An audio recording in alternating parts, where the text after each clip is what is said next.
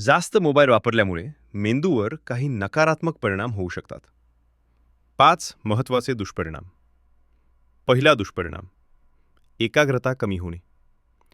सतत मोबाईल वापरल्याने लक्ष विचलित होते आणि अभ्यास किंवा कामावर लक्ष केंद्रित करणे कठीण होते. दुसरा दुष्परिणाम, स्मरणशक्ती कमजोर होणे. माहिती पटकन गूगल किंवा मोबाईलवर शोधण्याची सवय लागल्याने मेंदूची माहिती साठवण्याची क्षमता कमी होऊ शकते. तिसरा दुष्परिणाम, झोपेचे विकार, स्लीप प्रॉब्लेम्स.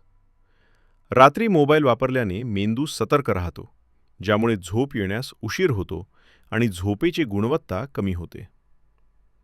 चौथा दुष्परिणाम, तणाव आणि चिंता वाढणे. सोशल मीडिया आणि सततच्या नोटिफिकेशन्समुळे मेंदूवर ताण वाढतो, ज्यामुळे अँक्झायटी आणि स्ट्रेस वाढू शकतो. पाचवा दुष्परिणाम, निर्णय घेण्याची क्षमता कमी होणे. सतत माहितीच्या ओव्हरलोडमुळे मेंदू थकतो आणि योग्य निर्णय घेणे कठीण होते.